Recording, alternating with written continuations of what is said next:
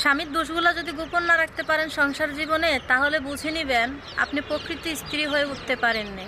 আপনি কাগজ কলমে স্ত্রী তার ঠিকই, কিন্তু আপনি যে তার পাশে থাকবেন বা তার একটা সমস্যা হলে আপনি তারকে রক্ষা করবেন, আপনার আপ্যায়ন জীবন দিয়ে চেষ্টা করবেন, আপনি কিন্তু সেই কাতারে পড়েন না।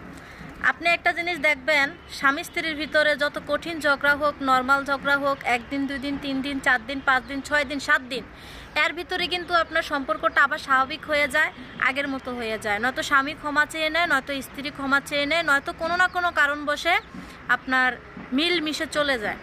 আজ আপনার স্বামী আপনাকে গালি দিছে, অকথ্য ভাষায় কথা বলছে, আপনি সেটা সহ্য না করতে পারে আপনি পাশের ঘরের ভাবির কাছে বলবেন, তখন আপনার ভাবি আপনাকে একটা কুপরামর্শ দিবে, বলবে যে এরকম বেটার দ্বারে থাইকে লাভ কি, অশ্লীল অশ্লীল ভাষায় কথা বলে যে এটা থাকলে কি ওইটার অভাব আছে নাকি, তুমি সুন্দর, তুমি স্মার্ট, এরকম সংসারে পড়ে থেকে লাভ কি, তুমি চলে গেলে তার থেকে ভালো জায়গায় বিয়ে করতে পারো, বাবার বাড়ির অবস্থানও ভালো, তুমি তো আর গরিব না বা কোনো সমস্যাও নাই, এখনকার মেয়েদের বিয়ে 2-4টা করে হয়, ওইটা কোনো সমস্যা না।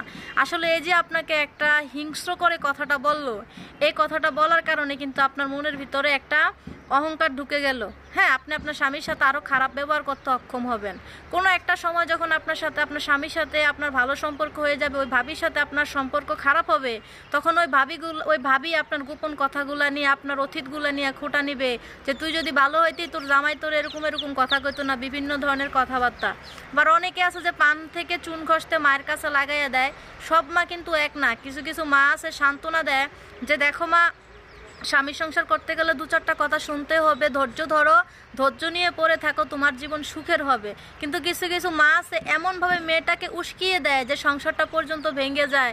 এই পোলাপাইন টোলাপাইন রাখা আইসা পর বাড়িতে, তোর কিসের অভাব, আমার আদরের মাইয়া, আমি তোরে কোনটার অভাব দিছি, বা বাইরা ফোন দিয়া স্বামীকে হুমকি দেয়, এটা করে ওইটা করে। এই সমস্ত কথাগুলোর কারণে কিন্তু একটা স্বামীর মন ভেঙে যায় বা সে বিষাক্ত হয়ে যায়। সংসার জীবনে যদি সংসার করার ইচ্ছা থাকে, নিজের গোপনীয়তা, নিজের গোপন কথা, সংসারের সমস্যা, পার্সোনালিটি কখনো কারোর সাথে শেয়ার করবেন না, তাহলে কিন্তু আপনার সমস্যা হয়ে যাবে।